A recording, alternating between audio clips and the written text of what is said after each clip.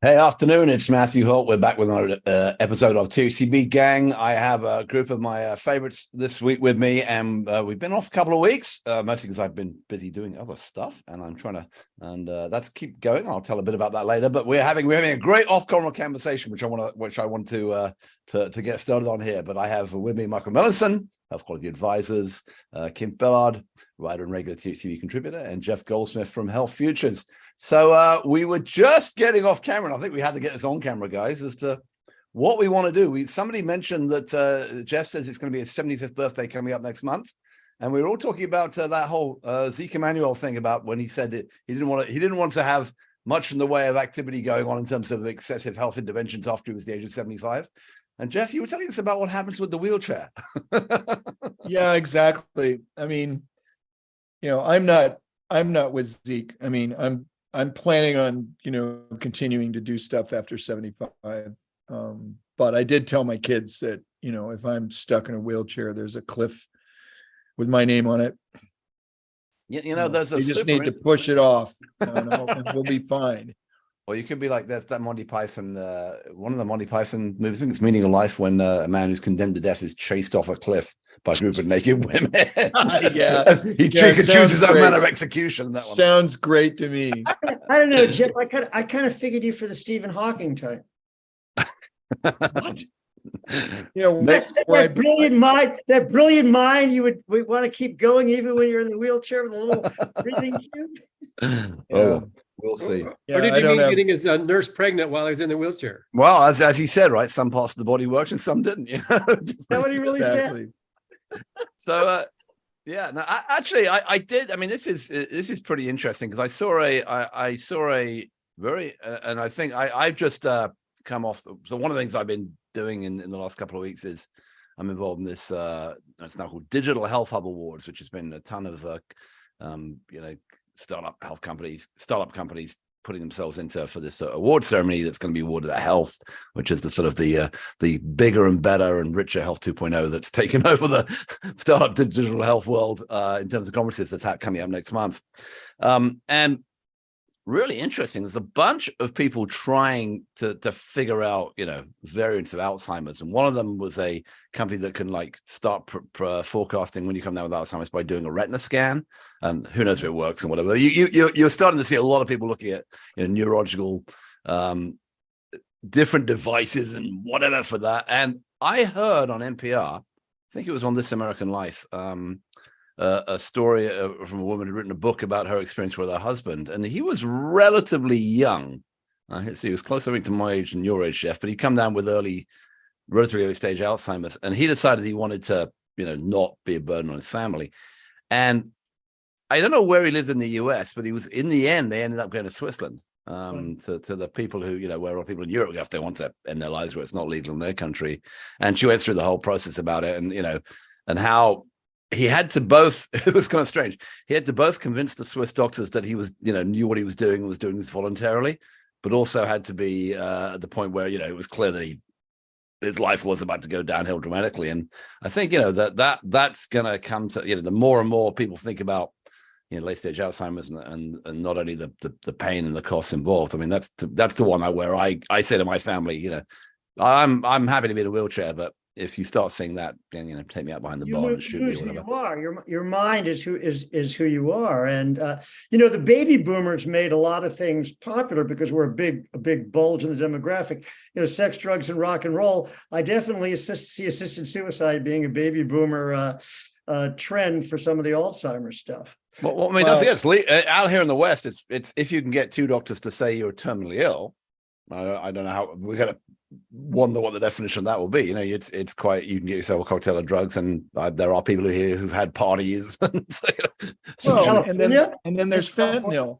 So, I mean, this is a really uplifting conversation, Matthew. How did we blunder onto this? Well, I mean, by the way, the fentanyl, you mentioned fentanyl, it's a non-trivial issue, right? So the DEA has been hyping this week. I literally was in San Francisco all the contrasts are there. I was in San Francisco yesterday at the Rock Hill Summit. I parked my car in a garage where I was hoping to find a functional electric charger and couldn't find one. And I left through a staircase, and I literally climbed over 2 people who were shooting up fentanyl as I had to go. And we have some really super serious problems in many urban areas. San Francisco, of course, is one of them with this. And there are a lot of people who are have a lot of complex issues, at all stages of life, and that's a lot of where we're spending our money, and we haven't really figured out a great way to manage any of them.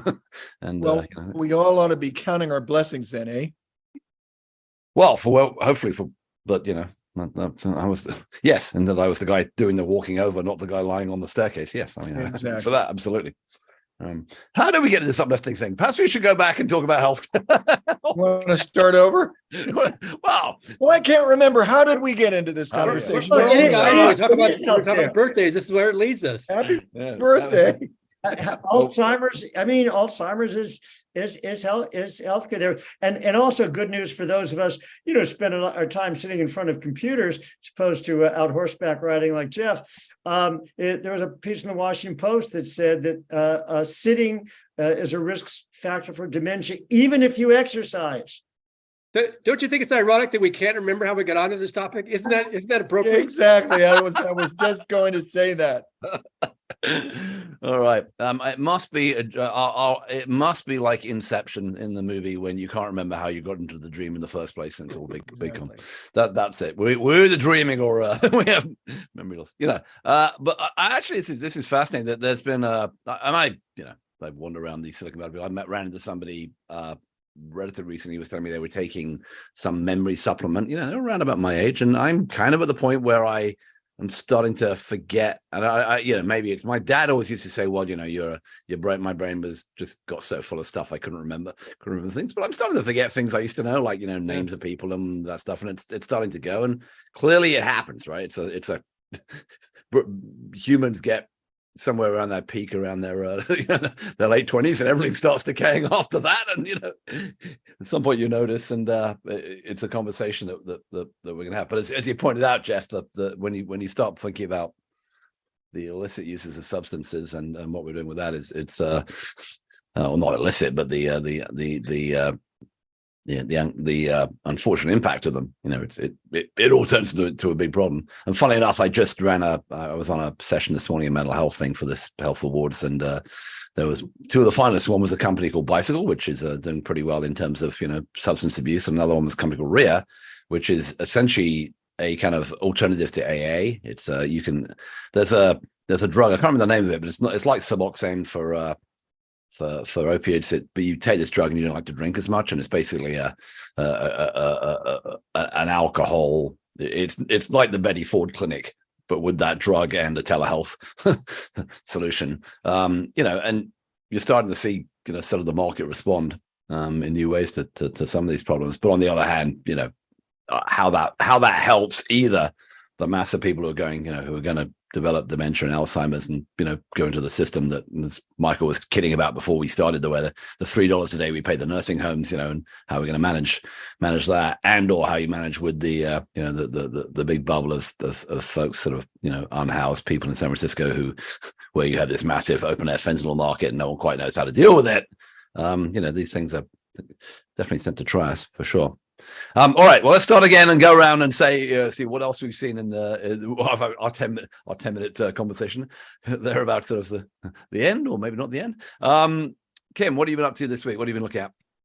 Well, I was stupid enough to stay up and watch the Republican debate last night, and although I may have suffered too much brain damage to remember most of the things they talked about, they did talk about healthcare a little bit, although it was dismayingly stupid.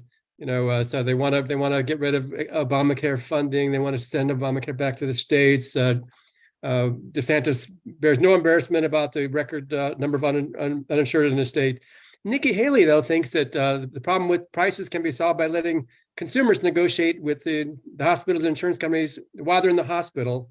So you want to take on big pharma too. And I was wondering, so does that mean you want to negotiate prices with big pharma? But I'm afraid she would say, no, let the patients do that. But what I loved the most was during the commercials, which I don't usually watch, but one of the commercials was for the Christian Health Network. And I guess Fox hasn't done the research about how many of these faith-based insurance plans have basically gone under without fulfilling the promises that they said to. So they're promoting it. And even better than that was after the discussion with Nikki Haley and Vivek about TikTok and how terrible it was and so on, there was a commercial by TikTok on Fox News right after that. So I'm like, don't they pay any attention to what, who their sponsors are at all? So they probably care very deeply as to whether it became so comical that it was worth watching just for the comedy of it. Well, they probably care very deeply about whether the check cashes from the advertiser. That's probably about it. I think it was Fox News, given it was brilliant for TikTok, though. Gosh. Yeah.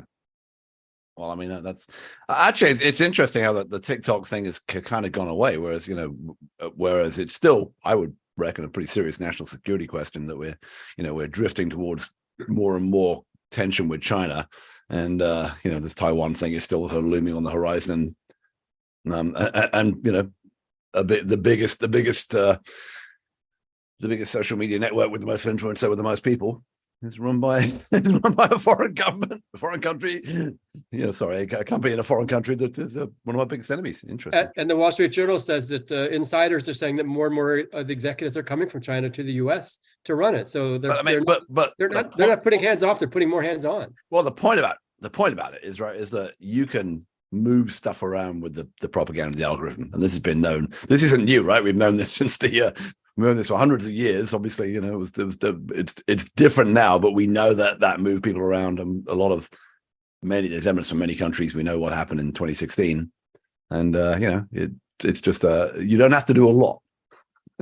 It's mostly Taylor Swift videos and whatever, but you can just do little bit pieces and move. The Journal also had a piece about how Modi is weaponizing social media in India to strengthen his control even more. I mean, he's taken a democracy and turned it into an autocracy. Well, if Donald Trump was a bit clever, he might have figured out the playbook as well. He tried hard enough. Anyway, Michael, what have you been looking at? What have you been up to? Well, one thing I looked at that has gotten no attention, which is sort of interesting, is a presidential council or science council made recommendations to Biden on patient safety, whole series of transformational recommendations, et cetera, and he addressed them briefly yesterday in his press briefing. And what was interesting is that they had all these kind of, do this, that, and the other thing, serious recommendations. And what Biden said was, boy, this is an important issue. And, everybody should have safe health care. And, I want everybody to have dignity and quality. That's why I'm announcing something on antibiotics safety, but literally paid no attention whatsoever to the specific recommendations. And so the question is, after all that work from a presidential advisory council, will anything actually be the subject of an executive order? And my feeling is that given the low visibility of patient safety politically, and the high vulnerability Biden is feeling politically, he will do whatever does not cause the healthcare industry to scream, particularly at this time. They're having losses and financially, and they have staffing issues. And if he can't find something to order that's kind of like beneath the radar a little bit, he won't do anything, whatever he feels in his heart of hearts. Meanwhile, 2 out of the 3 states that put out reports on patient safety, Minnesota and Maryland, put out reports on medical errors going up in their areas. Indiana is supposed to, but apparently hasn't done it for several years. And that just kind of, tells you that whatever the statistics are, about 200,000 people a year dying from preventable medical errors in hospitals alone, that not just dying, not just whatever, and it's not the 400,000, it's not the 100,000, it's roughly in that range, and maybe it's a little bit less now. It's just not on anybody's radar. And, if something's politically not visible, nothing gets done. And I guess that means that all 100 members of the gerontocracy in the U.S. Senate are getting great medical care. Well, we have to be careful.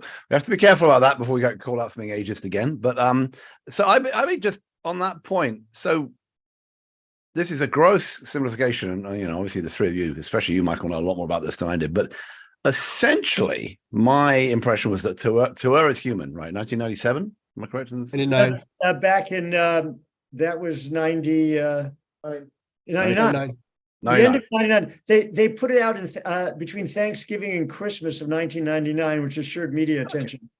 But I mean, but within the healthcare industry, a lot of recognition. And It's got a lot of recognition. Patient It's safety was a everyone. much bigger thing then than it is now. That's when the numbers came out. And essentially what it said was, we have to fix this by putting electronic ordering systems so we won't screw up the drug stuff. I mean, there was a lot of other recommendations, but to me, from the outside, that was one of the biggest things that he said. And now we've done that, right? Every hospital has, Judy Fulton has put a stamp on every hospital. Was that not the recommendation? Are there new recommendations? Did it not make a difference? But that is an oversimplification. I mean, the recommendation was we put systems in place to reduce that was one of the systems. And they talked about a certain culture change. And the answer is that we have not done the kinds of systemic things that were recommended then or recommended after that. And I have written since 2010 on the 10-year anniversary of it, that what people in healthcare don't talk about is the profitability. So I talked then about at a blog post, because it would never get past peer review. It was in the health affairs blog, but not doctors peer reviewing, God forbid. Invisibility, inertia, and income. The deaths are invisible because they were sick. We don't, right. and they're also, and Jeff, you appreciate this. You're not killing the Joan Rivers very much. You're killing people who are old, sick, lower socioeconomic class. They don't know. And I've seen this firsthand when I talk privately with people. So you have invisibility, you have inertia, and to the doctors as well, they don't want to see it. You have inertia. Well, we have other things that are more pressing. And the one I've written about that drives me nuts that I can't get anybody to pick up in the general media is income. I mean, yeah. Hospital errors can be profitable. And it's not that anybody deliberately lets anybody die. It's that they deliberately do not invest in the things that would stop it. And one of my favorite examples of this, and why this doesn't get any visibility, is there was an article in the medical literature that it was not thought unethical to print about the return on investment of stopping CLABSIs in a children's cancer hospital. Okay. And I looked at that and I said, in my entire history in healthcare, I've never seen anything more outrageous. Wow. And there's two problems with this. First of all, it's like morally utterly unacceptable. And why does this run? Second of all, nobody is going to come up with an answer that's honest academically. Says, you know what? Don't do it. And they let them get infected. Well, they basically, guys, I mean, Michael, I mean, my favorite COVID protest sign from and I'm definitely going to take this personally, nearing the age of 75, was a protester in Nashville who had a sign that says "Sacrifice the weak." Wow. Yep. That was like, to me, that was the sign of the pandemic, which is, you're going to die anyway. I mean, we've got all these, that's by the way, let them go. That's by the way, one of my favorites is on the patient errors. The argument is they were sick, they were going to die anyway. And it turns out they don't do very many studies on this. Okay. But the study I've seen that was done a number of years ago is that applied to maybe 25%, right? Not to mention so the extra year of life isn't worth it. And so you have invisibility, inertia, and income. I saw one presentation on a device that when you have surgery, they put in opioids, right? So you don't feel the pain afterwards. And then you look like you're fine. They put you in a regular med surge room. It turns out that the opioids then leach from your system and they cause respiratory distress, otherwise known as not breathing, which as a non-physician, I do know is bad for you. And this device alerts the staff that even though you're in a med surge, you stop breathing, okay? So I heard a presentation from the company that made this device. And I'm almost embarrassed to even say this, right?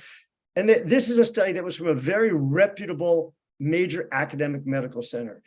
Should we buy this? Well, they looked at it and they said, okay, if these people stop breathing and they have to go to the ICU, that means we don't have any ICU beds available for people who need more profitable surgery. So there's an ROI of not letting this happen to these people, and we can make more money. And I said to the person presenting this, you realize, of course, that the problem with this argument is, one, if you kill them and don't hurt them, you'll still have the ICU beds available.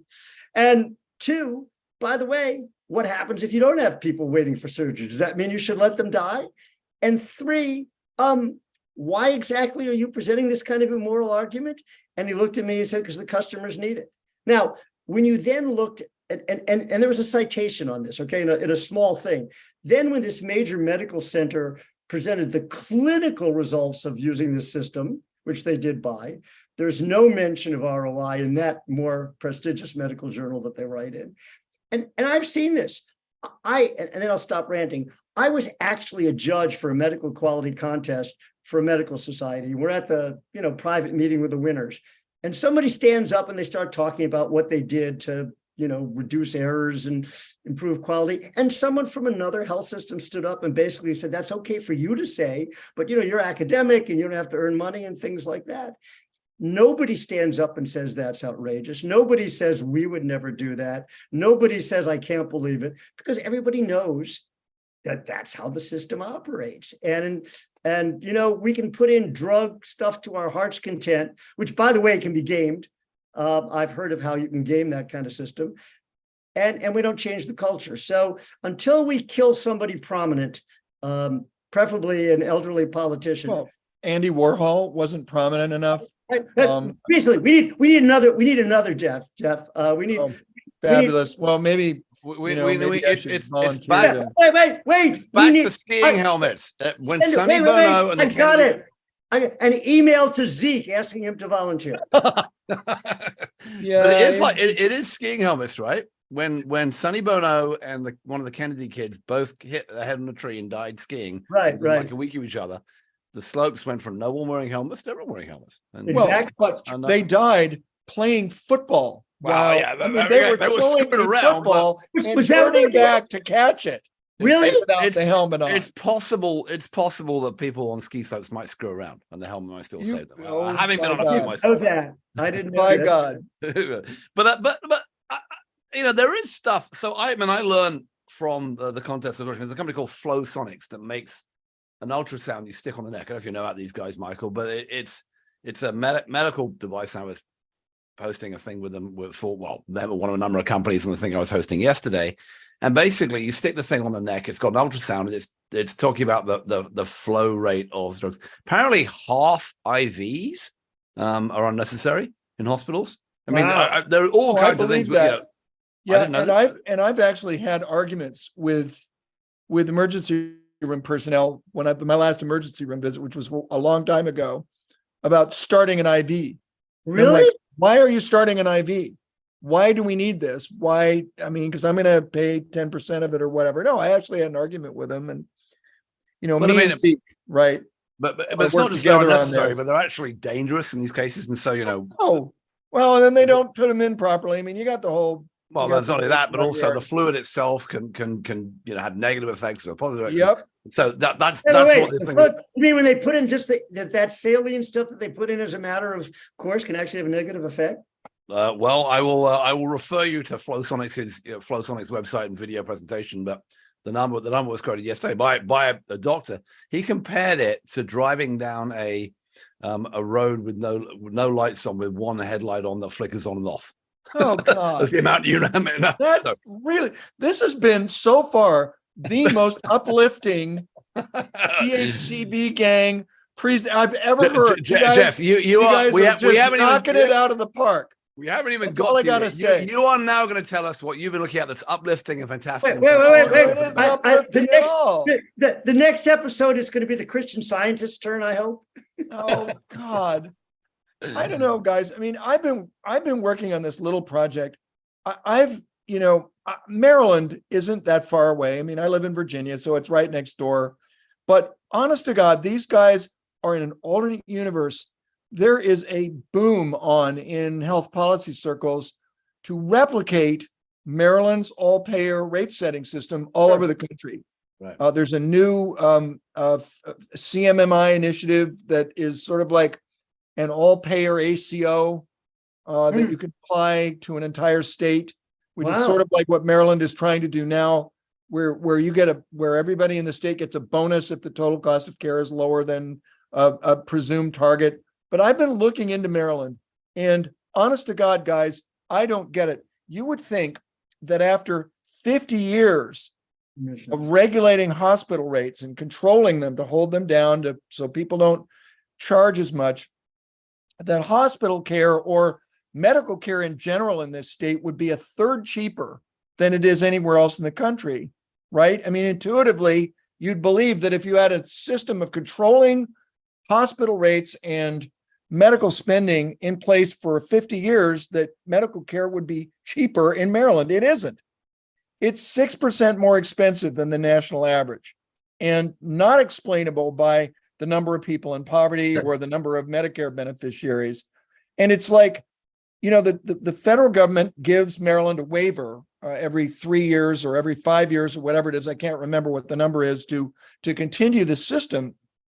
And it's like, I don't get it. You would think that this is my Kaiser argument. Kaiser's so good. Why aren't they so much cheaper? Well, exactly. Well, the answer to the Kaiser question is real simple, because they were shadow pricing beneath Blue Cross. Right. So they didn't have to be 30 or 40% more expensive. They could be, or less expensive. They could be 2% less expensive. But get this, our federal government is spending $1.4 billion a year more for services to older people in Maryland than they would be if they were paying them under PPS. Jeff, can I ask you a question? Jeff, a year. Wow. Because you're and the alleged, let me finish. The alleged purpose of this was to hold down overall medical costs, and you'd expect that private health insurance utilization and rates and all the rest of it would be lower because you were preventing cost shifting from taking place because you were regulating everybody's rates. But the reality is, commercial per capita spend is 14% higher than it is in Virginia and 4% higher than in Pennsylvania, which have had no controls whatever over hospital rates or healthcare spending or anything else. It's 4%, almost 5% higher than in Minnesota with all that managed care, and 7.5% higher than in Oregon, my home state, which has a very advanced managed care system. Inpatient utilization is lower, but they spend between 35 and 40% more for Part A Medicare services per capita than any of these other states. The more I look at it, the more baffled I am. It's like, why are we doing this? And why is this somehow something that we want to encourage people in the rest of the country to do? I just don't get it. Give me one bit of explanation. So inpatient utilization, you said, is lower, but it costs lower, but Part A costs more. Part A spend is 30 to 40% higher. How is that? Because they're paying higher prices under their repairs? It is. It's just the price. And they're paying $1.4 billion a year more than if they were paying them under PPS. So as Uwe said, it's the price is stupid, right? It's just. Well, I look at it and I just flat out don't get it. And it's like I'm an outlier. I mean, I just don't understand why this is a good idea. Now, when they began doing it, hospital care was 40% of national health spending. You know what it is now? Even with all those employed docs, it's 31%. So the idea that if you regulate the hospital, you've controlled health spending is really bogus, because the growth has been elsewhere. It's been in ambulatory surgery, it's been in drugs, it's been in dialysis, it's been all this stuff that has nothing to do with the hospital. So I'm just, maybe I'm missing something. Jeff, I had a couple of questions. The smaller question, the 31%, if you've got an employed doc and they're using the hospital facility for the outpatient procedure, does that count as outpatient or inpatient? Probably outpatient, right? I mean, that counts. I don't understand. I mean, it's hospital.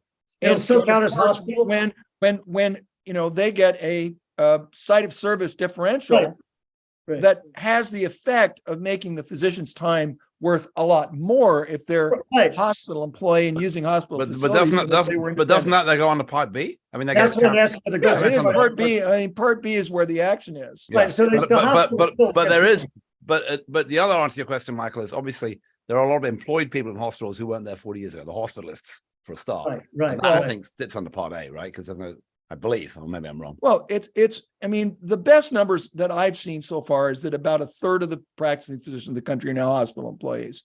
Wow. And there is no question that that has increased the cost of care, but it hasn't increased it enough to increase the hospital share of total health spending.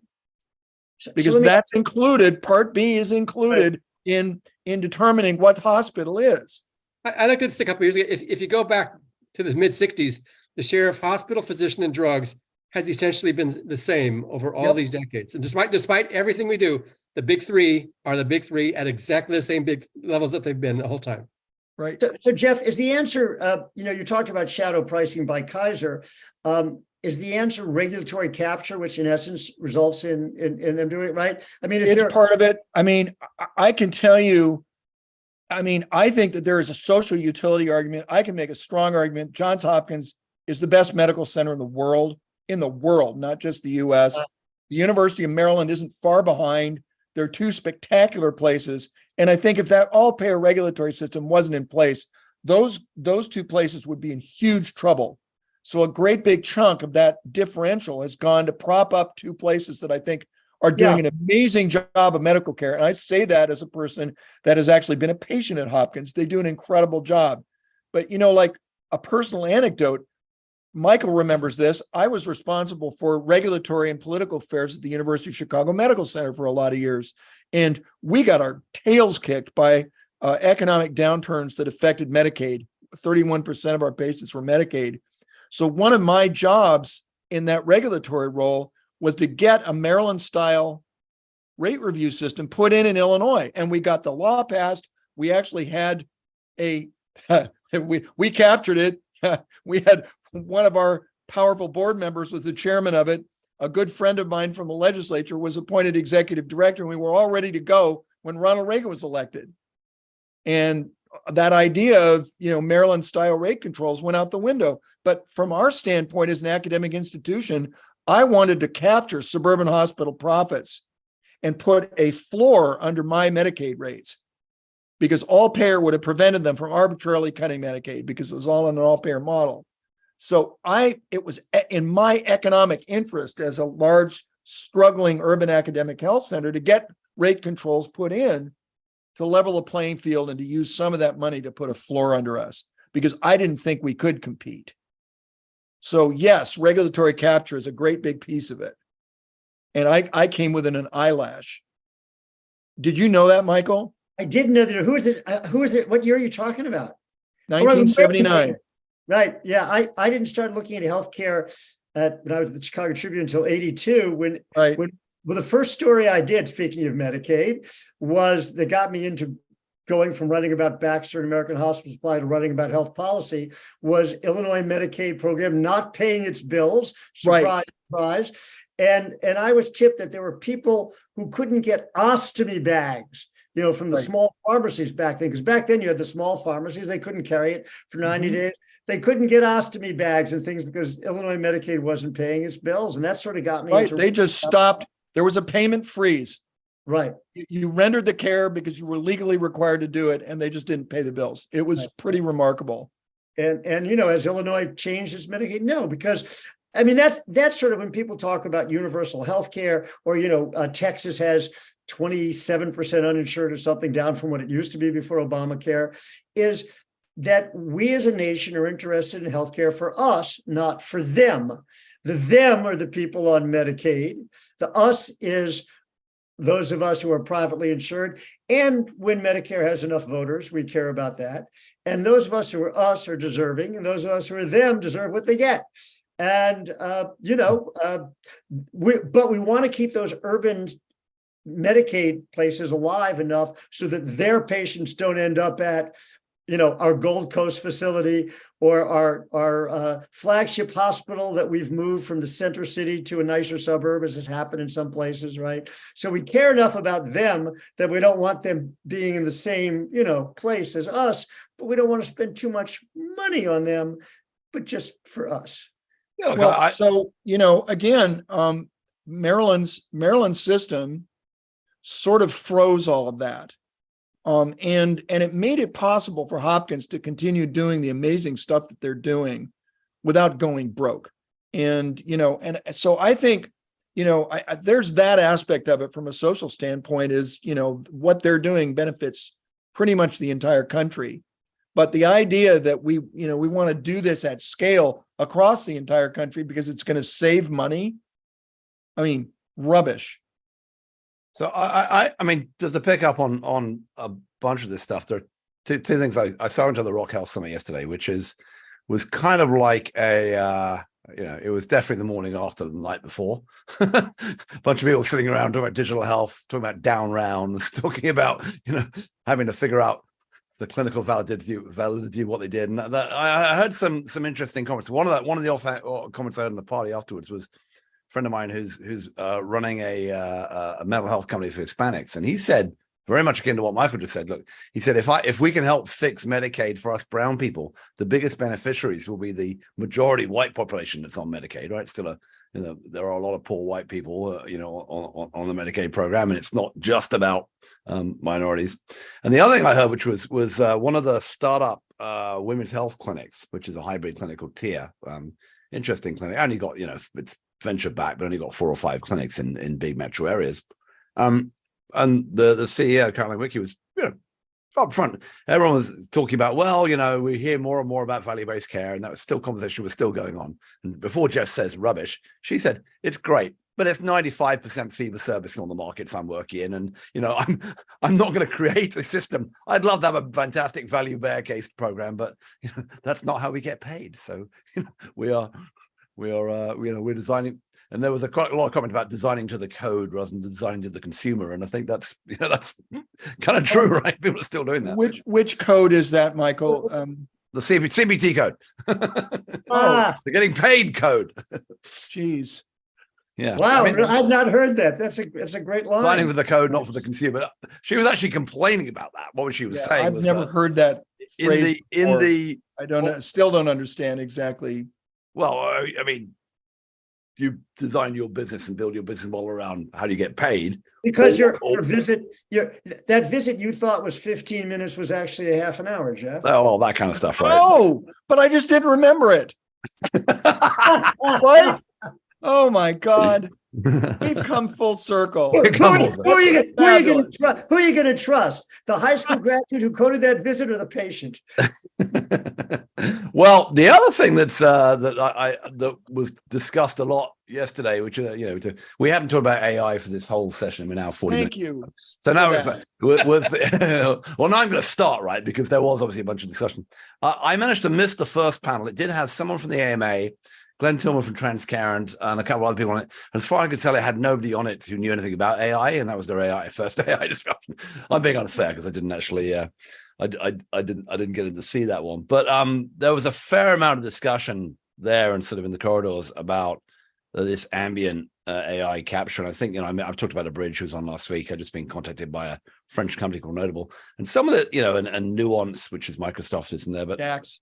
There's clearly there is clearly a real, this is sort of, I think, for clinical people within these systems and using Epic and having to type in this is the real big thing as to whether this is now the price is low enough and the quality is good enough that it's really going to change the way they practice. I know you've been invested in a company like that, Jeff, didn't you? No, I've invested in a company, which it isn't a scribe. It isn't an ambient scribe technology. It's a technology that reads the medical record for you.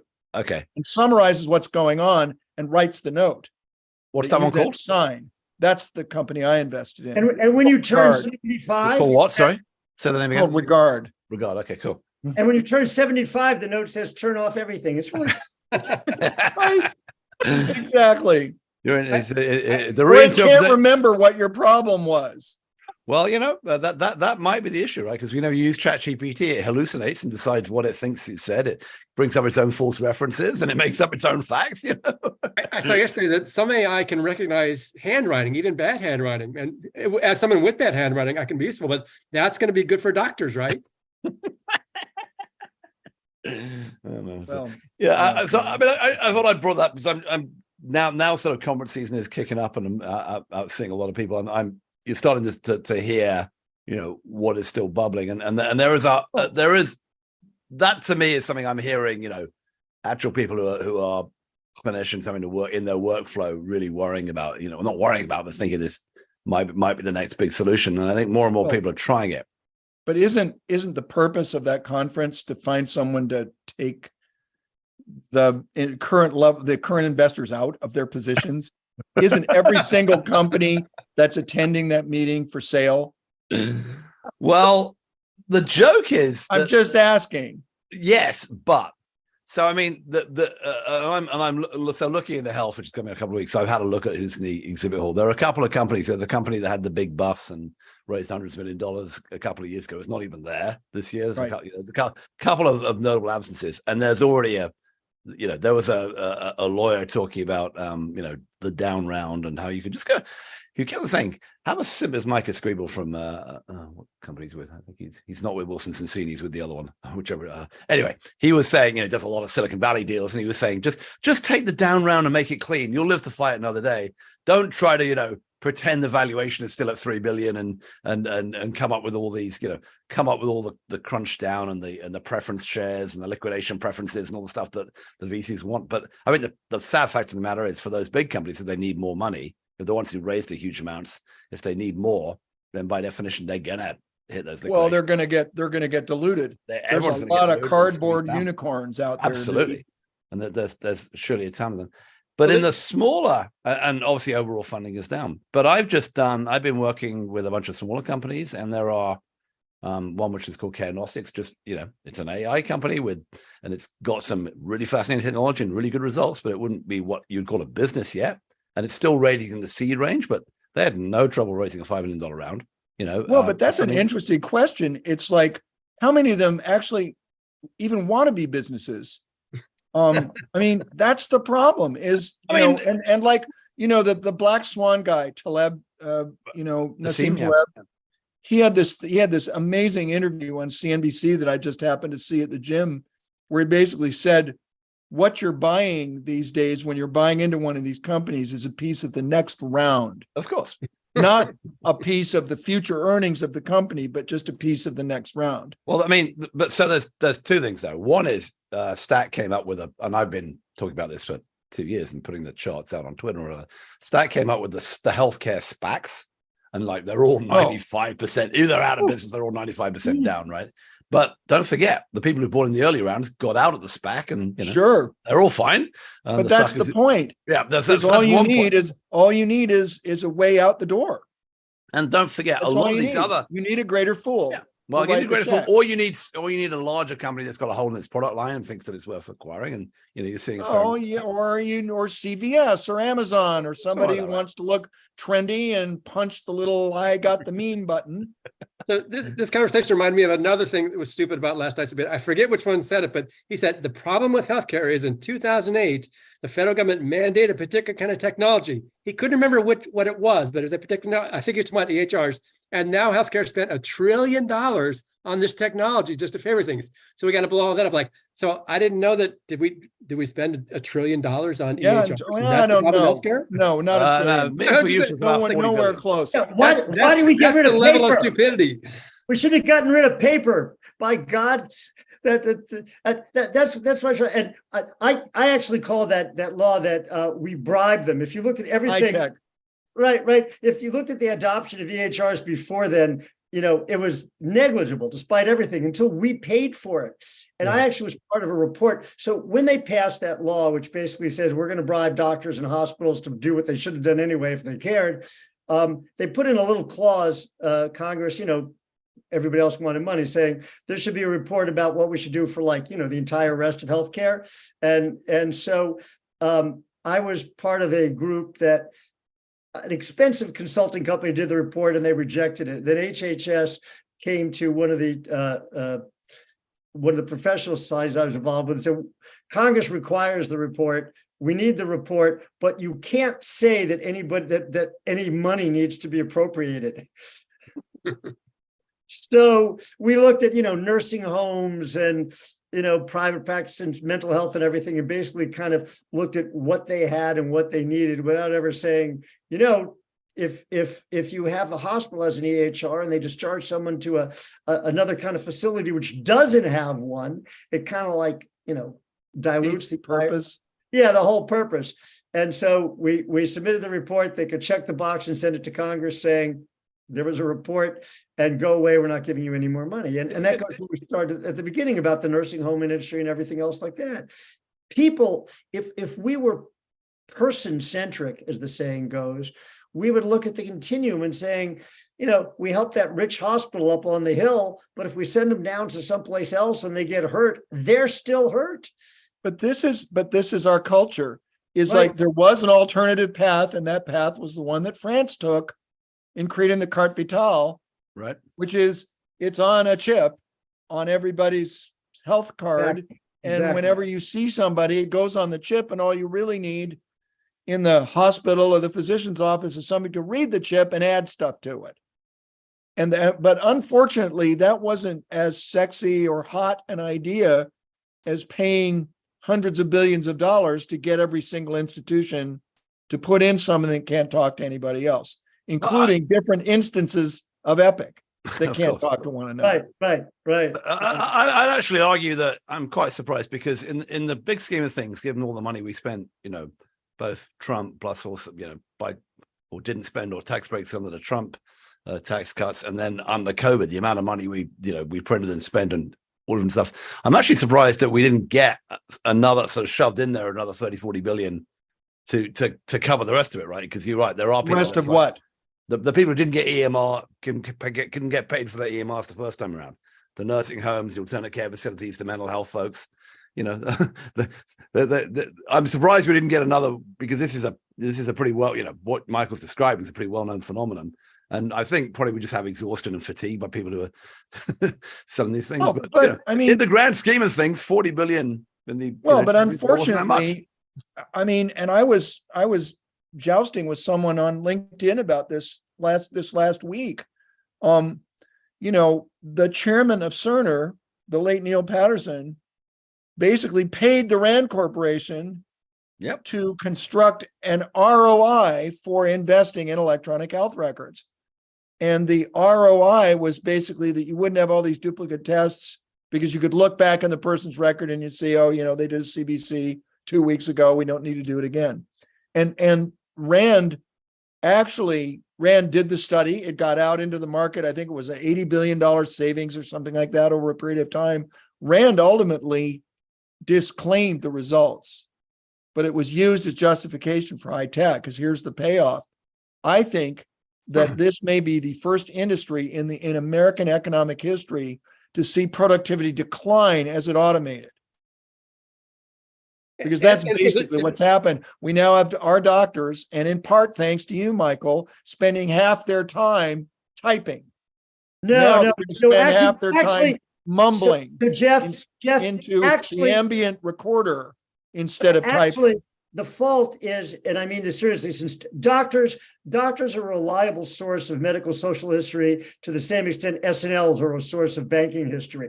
And what happened is that because they resisted, when the money came about, they got the kludgy systems that like resembled Microsoft Word and everything. They wouldn't have bought an Apple. They wouldn't have bought a chip. They wouldn't have bought something that was good. So they got the crappy systems that were out there that were designed for billing. And then when clinical productivity went down, they blamed everybody except their own resistance. Had there been a market for it? I don't know. I mean, I think there's a lot of folks to blame, including the folks that believe there actually are 700 core measures, and we need to record every single one of them. That wasn't the doctors, dude. That was a medical technocracy that believed that if you can measure it, you have to measure it. And sooner or later, we'll figure out how to use the measures productively. That wasn't doctors, my friend. No, I agree with you. However, the through line here, I used to give speeches that had zero effect, saying, doctors, take control of this so it's not done to you. Well, take control okay. and how How are they going to do that? Because had they not insisted, had it not been, leave us alone, we don't need any measures because we're good. We don't need any technology because it's bad. And so instead they had stuff imposed on them. Had they said, you know what, we're going to do this right. I mean, I don't know how many doctors I talked to who rejected EHRs because that way it made their work transparent, which made malpractice suits easier. That's why they didn't want EHRs. Plus, they didn't want to learn anything new. Right. It just they don't want any measures because we're okay. And so, if healthcare was a real industry that looked at costs and efficiency, it wouldn't have had to get bribed into getting EHRs.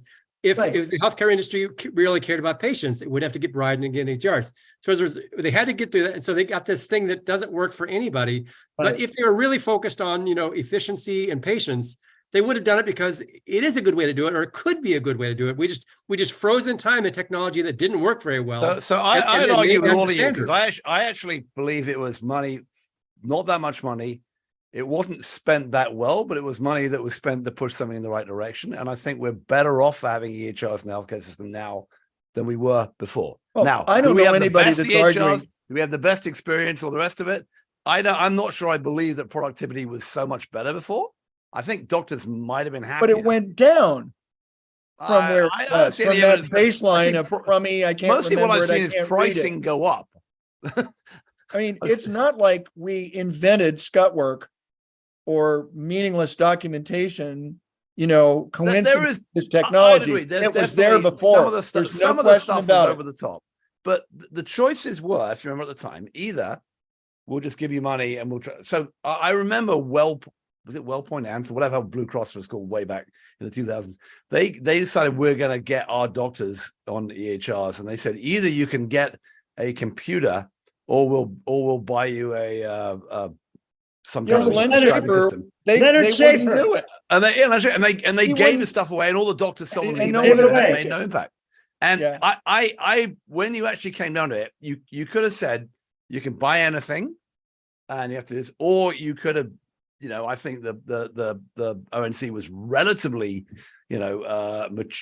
relatively grown up at that point and said, we need to make sure that the things you buy do a bunch of basic functions. Now, you can argue that some of the basic functions, there was too much recording of smoking history and what have you. Yeah, I've sat next to my wife in urgent care when she was like, she'd cut her hand and they were trying to ask her about her smoking history before they sewed it up. So I've seen that. But in general, you've got a better understanding of what happens in the healthcare system. You had a better health history. Patients have now, not as good as it should be, but way better access to their data than they had 15 years ago. Yeah, you may hate the multiple the multiple portals you have to go to, and yes, Epic doesn't agree with Epic, and there's all these other problems, but it's better than it was. And we were spending 950 or 1.3 trillion dollars on a recession recovery bill, which was part of. And I would argue that was money that was, not that badly spent. Yes, it has put us down a path which I'm not happy with. As a director of the Cerner Corporation, whose stock appreciated in value because of all this stuff, I'm deeply grateful. It helped buy my farm here. Well, you could have done better, Jeff, if you'd invested in crane and construction companies in central Wisconsin. Yeah, that's probably right. Because where Epic is building its theme parks and. That's probably right. But I'd argue that there's nowhere in the world, and I looked at this a lot in the late 90s and early 2000s. There's nowhere in the world that put in EMRs that didn't tell their doctors they had to use it and pay for it. Everyone did it that way. There was no. What about France? No, France, same thing. The government paid for it. The system they put in, but the doctors in France. It wasn't an institutionally based record. System. It was a person-based record system.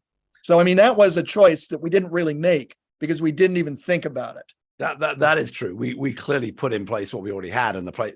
As a director of Cerner, you're saying that's a good or bad thing? No, I'm no longer a director of Cerner. I went off their board in 2005, but I think it was a terrible error. It would go for an institutionally driven model, even though it was an error that benefited me. No, I had a debate. I hosted a debate at one of the health conferences in 2012, 13, 14, somewhere around there, on this issue, which is, could we get a person-centered or do we have to have a place-centered EHR? I wrote an article called, cats and dogs, because cats like places and dogs like people. and could we find yeah, that's great. I've never heard that one before. We're learning a lot today, Matthew. Oh my God. Yeah, it's a veterinary science podcast on healthcare. No, dogs love people and will go with their people, and cats like the places, and sometimes cats will go back. If you move house, the cat will go back to the old home. Okay, maybe I made that up, but I'm sure but anyway, I thought, were we going to be, electronic health records for dogs that follow people around, or were we going to do cats? I mean, that's the irony, is that the vets have better records than the hospitals. But they have better records. My dentist has a better record and better IT than my hospital does. My dentist paid for it himself. He didn't have any help from the government at all. So figure. Yeah, that's interesting. But I guess he that's so good as his wife. I was in my dentist yesterday because I managed to break a tooth and had to get a filling put on it. But that's an interesting. Actually, I saw some very grimy photos. Good photos. Do they send your dental records to other dentists when you need them? Like if you see an endodontist or periodontist, do they send them electronically? We should look at it. They do. Here, I think they email it. Honestly, I don't know. My word. But we're so I'd argue that the problem was that the technology, we paid essentially to put the technology in place, and the technology in place this is all George Harrelson's fault, as most stuff in healthcare is. If he hadn't cut Judy Faulkner the big check in 2003, and they hadn't just done it in Kaiser, Epic wouldn't have been in the position they were by 2010, 11, 12, when the money started flowing, that everyone join on their bandwagon. And now, just the last couple of weeks, a couple of the big holdouts, so Northwell, which was the Eclipsis Allscripts big sort of customer in New York State, and Intermountain, which was a big Cerner customer, just flipped over, and we're becoming Intermountain UPMC actually. Yeah. UPMC also. UPMC. I mean, it's basically, they already had some, but they flipped over the rest. Yeah. Anyway, we're becoming a de facto Epic monopoly, so we're now locking in the early 2000s. But look how long it took for Epic to win the battle. It took them more than 20 years. I mean, Cerner had a 2-year lead on the code. Right. In they rolled out, they began writing Millennium in 96 and rolled it out in 98 before it was finished. And I think Epic rolled out Epicare in 2000. Yeah. Cerner actually had a 2-year technical lead and squandered it. I'm hoping that Lena Khan gets her sights set on Epic. Well, I mean, a lot of people are saying this. Come on. I mean, that's down the list. I mean, this wasn't the exercise of monopoly power. No, it was not. It was people making a choice. This wasn't an anti-democratic, anti-market phenomenon, Epic winning. They had a better product. You can say that about Amazon and Google too. No.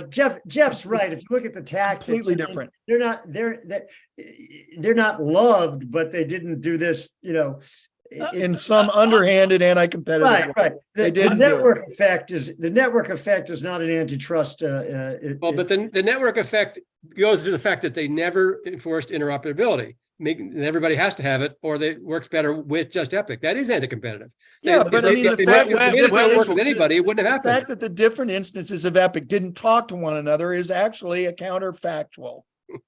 Yeah, is it you have 2 or 3 different Epic systems in a community that didn't communicate because they'd been elaborately customized when they were installed.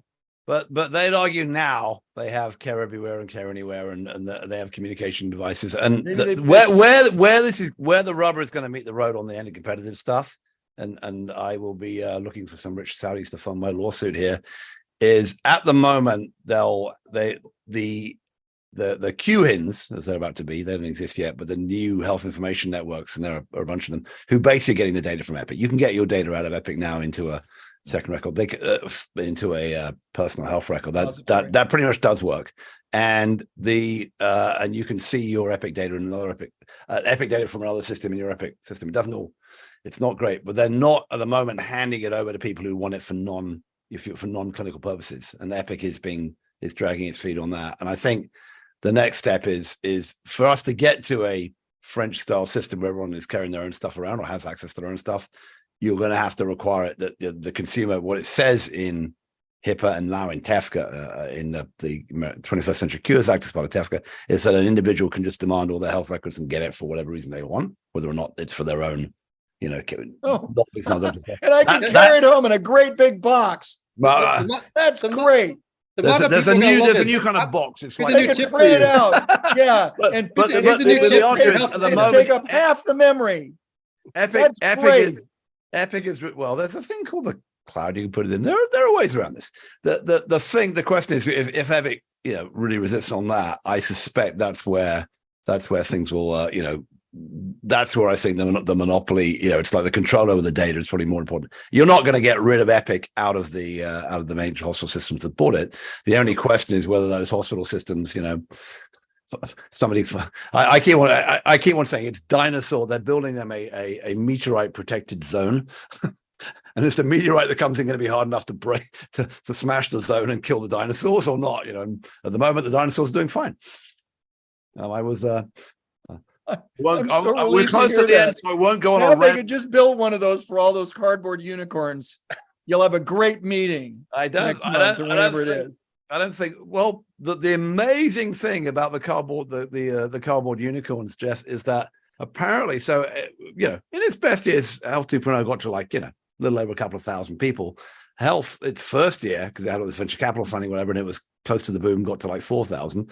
Last time they had 8,000. Apparently, they're going to have more than 10,000 post bust this week coming. Up. So we'll see. Maybe it's just 10,000 of us, spending having the last hurrah of the party going to Vegas. But if you look at the public markets, the party ended some time ago. Oh, yes, it did. 2 years ago. Absolutely. All right. We have squandered a fantastic hour talking about death and dinosaurs and meteorites and cardboard unicorns. So let's quickly go around and see what else are we looking at? What do you think is coming next? I'll start with you, Michael. Well, I'm just overwhelmed, wondering whether before my memory goes, I can get rich from a cardboard unicorn and buy a dog. But other than that, I'm completely confused. I'm still looking at AI and the individual and how when doctors talk about it, they basically talk about AI making me a better doctor and helping educate my patients, as opposed to the potential for some of those platforms to give independent empowerment to patients to go look at, am I getting the best care? What can I do when I analyze my record? And all the rest of those kinds of things that cause the patients to be partners, that is, subjects and not objects.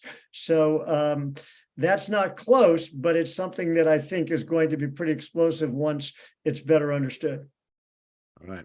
Kim? Well, I'm waiting to see what the clown show in Congress does with the shutdown. It seems inevitable that there will be a shutdown now. So the question is how long and what the cost of that is ultimately going to be. So it's just dismaying that this is our democracy in work. How to run a country. Oh my God. Jeff?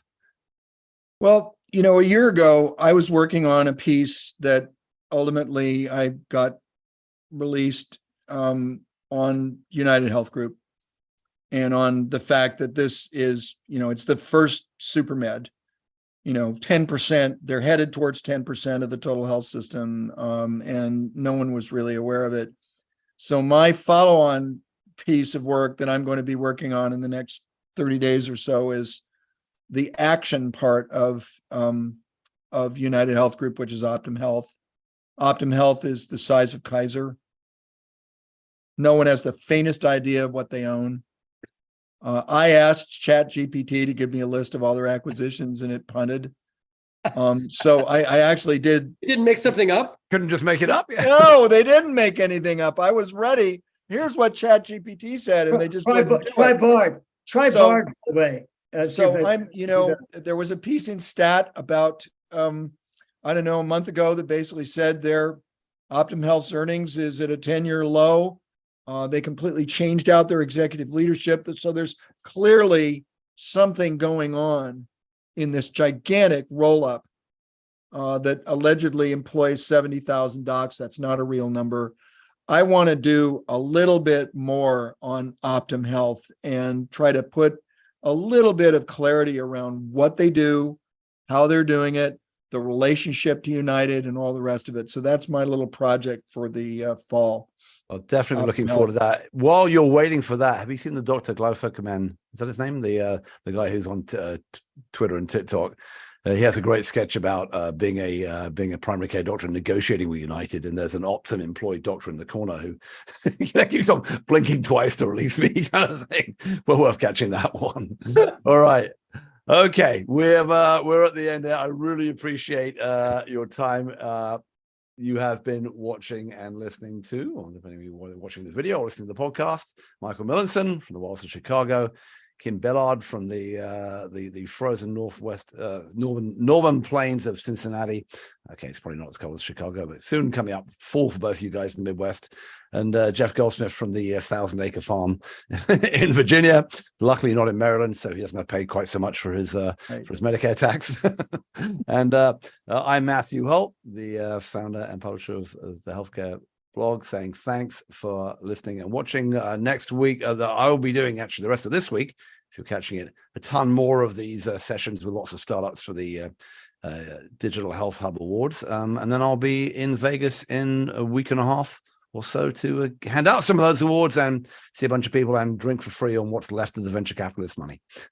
So we'll look forward to, I'll be on the THCB gang next Thursday. Looking forward to seeing you all. Thanks for watching and for listening.